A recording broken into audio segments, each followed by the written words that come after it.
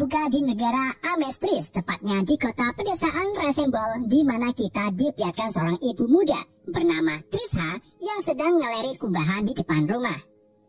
Dua anak Trisha bernama Edward, si kakak, dan Alphonse, si adik, lalu menghampiri Trisha untuk memberitahunya bahwa mereka baru saja berhasil menggunakan ilmu alkimia. Ilmu alkimia itu sendiri merupakan sebuah ilmu sains yang digunakan untuk mengubah serta memanipulasi suatu materi dengan menggunakan energi alam. Proses mengubah materi ke dalam bentuk lain disebut sebagai transmutasi. Dan sebagai manusia biasa, harus menggunakan lingkaran transmutasi seperti ini bentuknya. Manusia yang bisa melakukan alkimia disebut alkemis. Di sini paham? Enggak bang? Yaudah. Saat dua bersaudara itu bahagia karena berhasil menggunakan alkimia, tiba-tiba ibu mereka kehilangan kesadaran, dan setelah itu ia meninggal.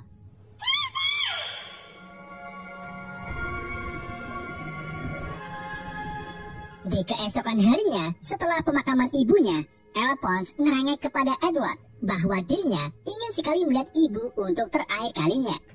Merasa kasihan, Edward pun berpikiran untuk melakukan transmutasi manusia guna membangkitkan sang ibu. Namun tentu saja itu hal yang tabu, karena jiwa manusia yang telah mati sudah pergi ke alam baka dan tidak bisa dipanggil kembali oleh manusia. Segala jenis transmutasi manusia akan mengalami rebound. Hal ini karena kurangnya zat atau materi yang sesuai untuk ditukarkan dengan jiwa manusia. Jadi bisa saja tubuh kalian akan hilang untuk menggantikan orang yang mati tersebut. Tapi jiwa orang mati itu tidak akan bisa kembali karena sudah di alam baka. Paham? Enggak bang? Yaudah. Edward dan Alphonse yang penasaran dengan transmutasi manusia kemudian mulai mempersiapkan bahan-bahan untuk transmutasi manusia. Semua bahan itu tentu saja berkimia, seperti umbel, perasan keringat, air aki, dan DLL. Setelah bahan terpenuhi, mereka mulai melakukan transmutasi, dan Alphonse diutamakan untuk melakukan hal ini karena ia yang ingin sekali bertemu dengan ibunya. Namun, sayangnya reaksi kimia yang mereka campurkan tidak setara, yang menyebabkan kekuatan seperti angin pendel muter menghancurkan rumah mereka dan memisahkan mereka satu sama lain.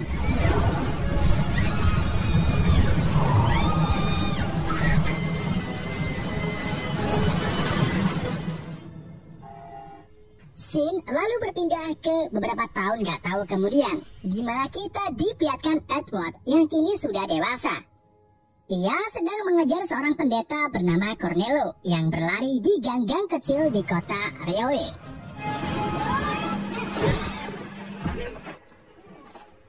Pendeta itu menggunakan cincin batu bertuah atau batu silfuf yang memiliki kekuatan transmutasi untuk mengubah bangunan menjadi pilar beton guna memperlambat pergerakan Edward.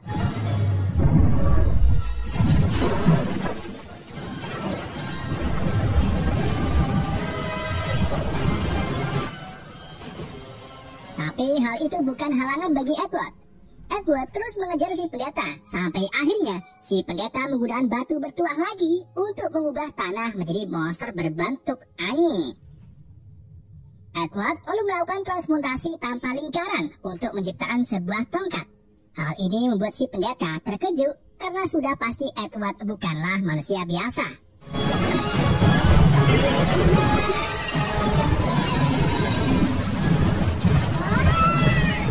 Ketika Edward berhadapan dengan monster tanah, Alphonse datang dengan menggunakan baju zirah besi. Ia menghancurkan monster-monster tersebut sampai helmnya terlepas. Anehnya, Alphonse tidak ada di dalam baju zirah tersebut.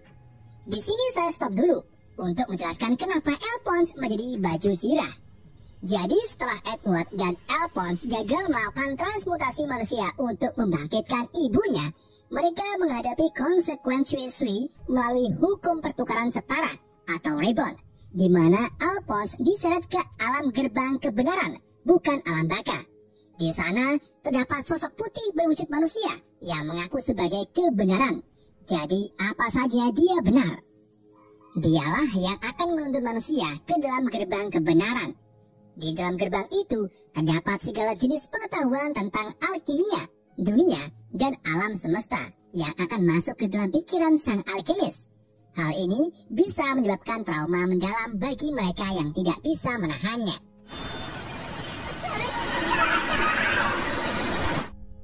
Karena Alphonse terjebak di gerbang kebenaran, Edward pun mengorbankan lengan kanannya serta kaki kirinya untuk menyelamatkan jiwa saudaranya dan menaruhnya ke baju sirah melalui segel darah.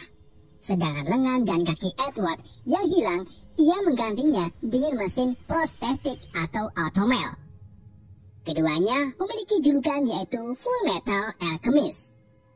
Edward juga memiliki tujuan, yaitu menggunakan batu bertuah untuk melakukan transmutasi guna membuat tubuh Alphonse keluar dari gerbang kebenaran. Itulah alasan Edward mengejar batu bertuah dari si pendeta. Dari sini kalian paham? Jika paham, mari kita lanjut ke ceritanya.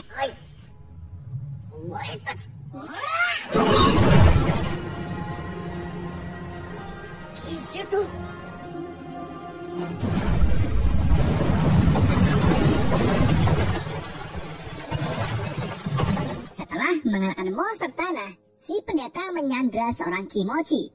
Tapi hal itu berhasil dihentikan oleh Ed. Keduanya adu jotos sampai membuat cincin batu bertuah terlempar dari tangan pendeta. Bersamaan dengan itu, datanglah sekelompok kemiliteran alkemis yang diketuai oleh Kolonel Roy Mustang. Ia mengambil batu bertuah dan mengacungkannya dengan kekuatan Flames alkemisnya. Edward pun terkejut, tapi Roy memberitahu Edward bahwa batu bertuah yang asli tidak akan bisa dihancurkan dengan cara apapun. Jadi, batu bertuah milik pendeta itu adalah palsu. Si pendeta kemudian berhasil melarikan diri dari militer. Selagi Edward dibawa ke kantor, Alphonse bertemu teman wanitanya yang bernama Winry.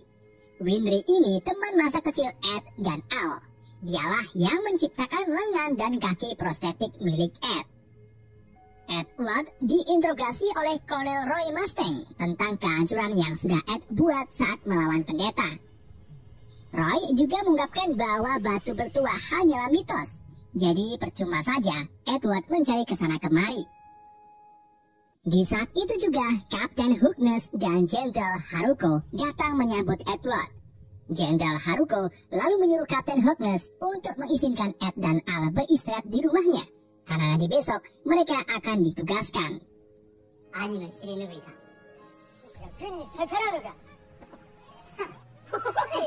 Setelah mereka pergi, Jenderal Haruko meminta Roy untuk mengirim Al dan Ed ke ilmuwan alkimia bernama Soul Tucker, yang terkenal dengan transmutasi Chimera, yaitu menukarkan tubuh hewan ke hewan lain.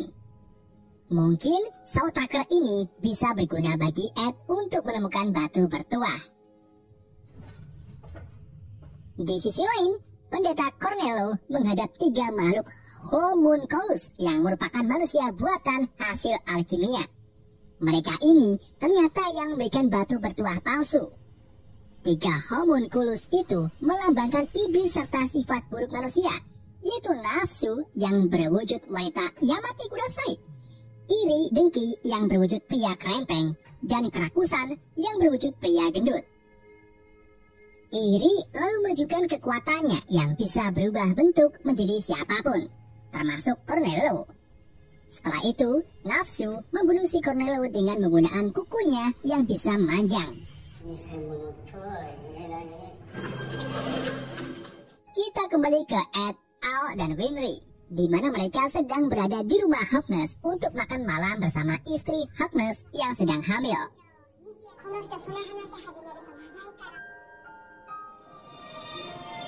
Pagi harinya, Harkness dan Roy mengantarkan Ed, Al, dan Winry ke rumah Soul Tucker. Setibanya di sana, mereka bertiga disambut anjing Tucker bernama Alexandra dan putrinya yang bernama Naina. Selagi Al dan Winry bermain dengan Naina, Ed berbicara dengan Tucker mengenai eksperimen Tucker yang mencoba membuat Chimera tapi bisa berbicara. Tucker mengungkapkan bahwa 2 tahun yang lalu dirinya berhasil membuat Chimera yang bisa berbicara.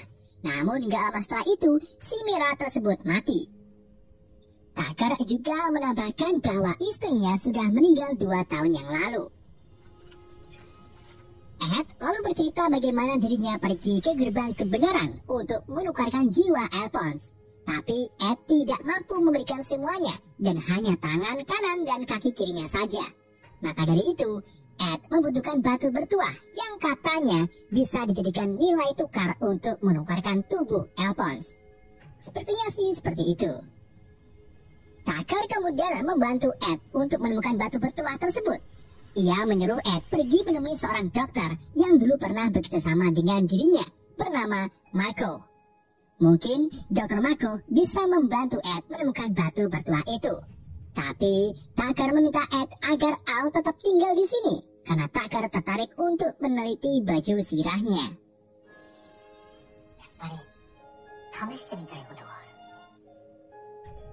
Singkat cerita, Ed dan Winry pergi ke kota Benz untuk menemui Dr. Marco. Mereka menggunakan kereta sebagai alat transportasinya. Saat kereta berhenti di stasiun pertengahan jalan, Winry tiba-tiba turun dari kereta yang kemudian disusul dengan Ed. Winry melihat bangunan kuno, di mana bangunan itu ada di foto Dr. Marco.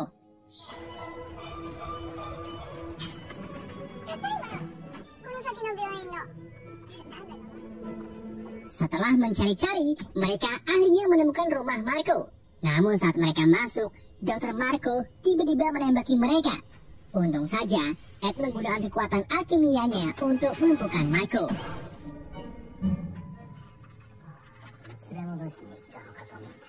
Ed dan Winry lalu menanyai Marco tentang keberadaan batu bertuah. Tapi Marco malah menolak dan menyuruh mereka untuk pergi.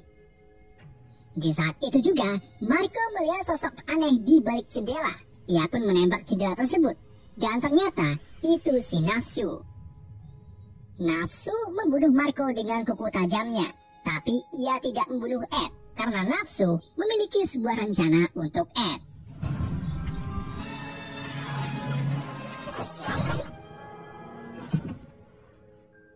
Setelah Nafsu pergi, Marco yang terluka parah memberikan sebuah liontin yang di dalamnya terdapat kertas bergambar lingkaran transmutasi.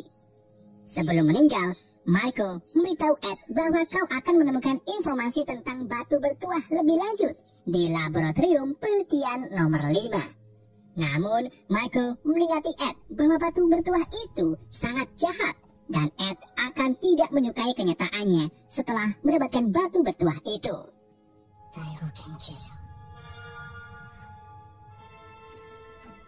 Mengetahui homunculus berbahaya, Winry pun memutuskan untuk kembali ke stat militer guna melaporkan hal ini kepada anggota kemiliteran alkemis. Sedangkan Ed itu sendiri pulang kembali ke rumah Tucker.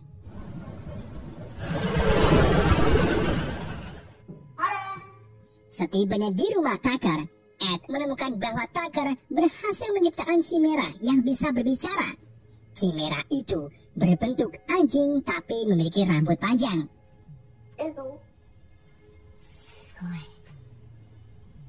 Ketika chimera itu berkata, "Ayo bermain denganku kakak," Edward langsung menyadari bahwa chimera ini adalah transmutasi Naina dan anjing Alexander.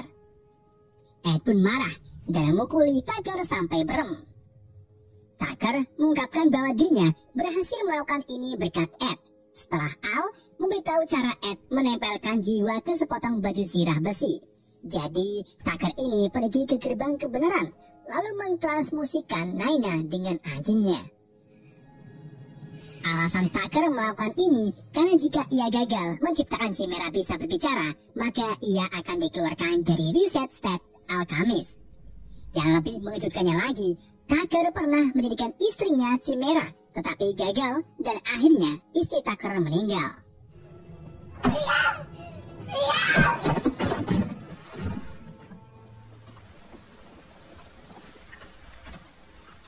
Tucker kemudian ditangkap oleh militer, sedangkan Ed dan Al menyesali tindakannya karena gagal menyelamatkan Naina. Beberapa waktu kemudian, Edward, Harkness, dan rekannya Letnan Maria Ross mulai mencari titik lokasi laboratorium 5 di perpustakaan. Di saat itu juga, Jenderal Haruko datang membantu pencarian lap 5 di sebuah peta. Mereka agak kesusahan karena lap di Stad Alchemist hanya ada 4 lap. Tetapi Haruko tertuju kepada sebuah bangunan bekas penyimpanan barang militer dan menduga kalau gedung itu lap nomor 5. Tanpa pikir panjang, Ed pun pergi ke sana bersama Winry dan Al.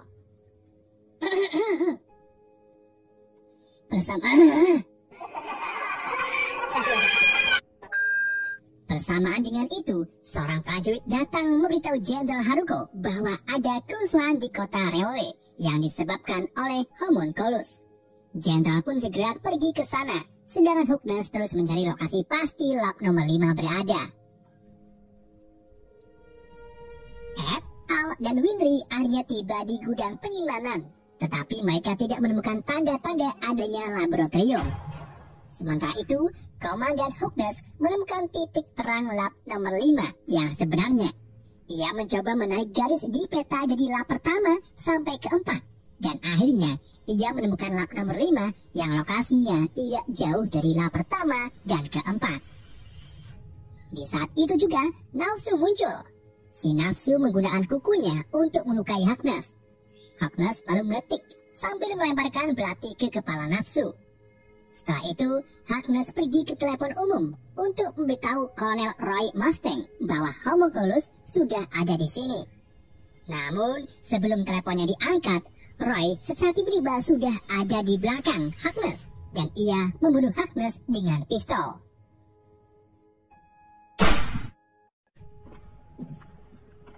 Di sisi lain, beberapa prajurit militer secara tiba-tiba menangkap Ed dan membawanya ke kantor.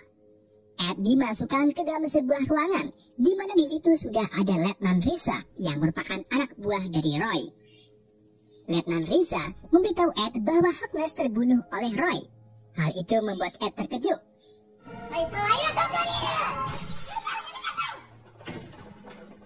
Ed dan Risa lalu melakukan perlawanan kepada penjaga ruangan. Setelah itu, mereka melarikan diri ke kantor untuk mencari Roy di lap nomor 5 yang sudah Risa ketahui. Sementara Roy itu sendiri terlihat sudah ada di halaman lap nomor 5. Ia lalu dihadang oleh Letnan Ross dan anak buahnya yang menuntut Roy untuk menyerahkan diri. Tetapi Roy menolak dan malah ingin membakar Ross dengan flame alkamisnya. Sebelum hal itu terjadi, Ed dan Risa datang menghentikan Roy. Namun Roy masa bodoh dan segera membakar Ross dengan flame flame alkamisnya.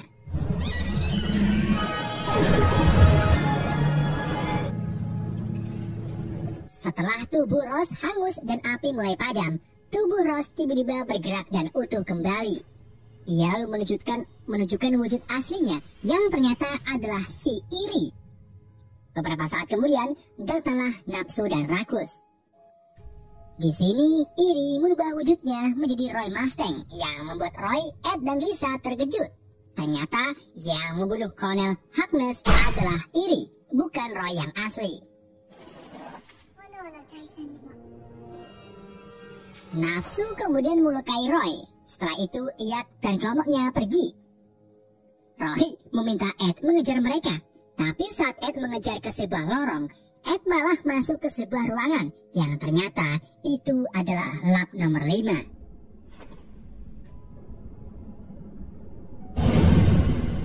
Di situ juga ada Al dan Winry yang sedang disandra oleh Tucker. Tucker menunjukkan lingkaran transmutasi yang berukir di lantai lap, di mana lingkaran itu dulunya digunakan untuk membuat batu bertuah dari para tawanan militer. Tucker menjelaskan bahwa batu bertuah membutuhkan manusia hidup sebagai pengorbanan untuk meningkatkan kekuatan batu. Dan sekarang, batu bertuah itu ada ribuan yang ditampung di dalam tabung besar.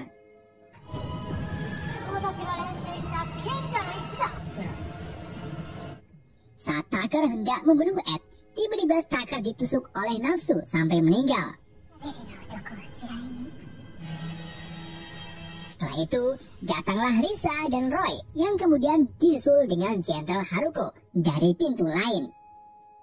Jenderal Haruko mengungkapkan bahwa dirinya adalah dalang di balik semua ini. Ia juga mengendalikan dan menciptakan homunculus.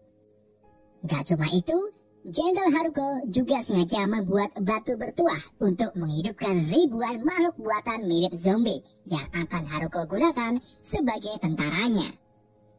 Haruko menyalurkan ribuan batu bertuah ke kepala zombie dan secara langsung menghidupkan mereka semua.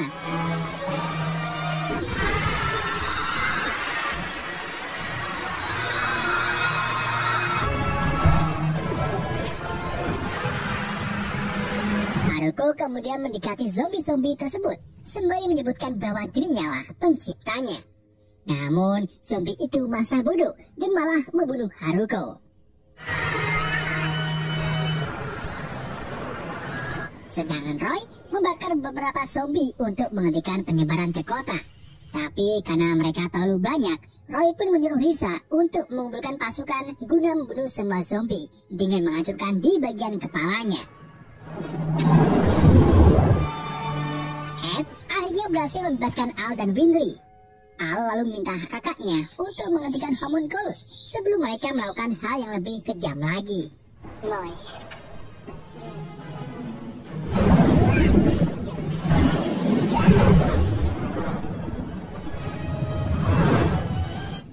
Roy dan Ed kemudian bersatu untuk mengalahkan nafsu dan iri. Di sini, Nafsu melakukan kesalahan, di mana ia malah menunjukkan batu bertuah yang ada di dalam tubuhnya. Itulah mengapa Nafsu susah dibunuh alias abadi. Begitu juga dengan iri.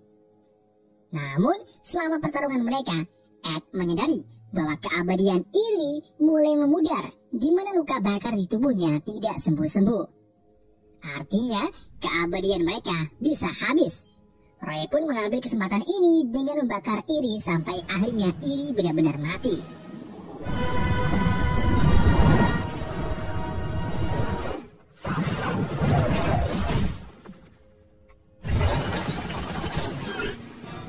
Setelah itu, Roy membakar Nafsu sembari mencabut batu bertuah yang ada di tubuhnya.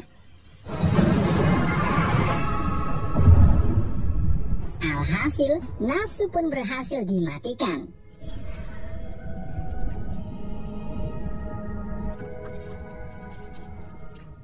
Sementara itu, Risa dan pasukannya menembaki ribuan kepala para zombie dan berhasil menghancurkan mereka tanpa sisa.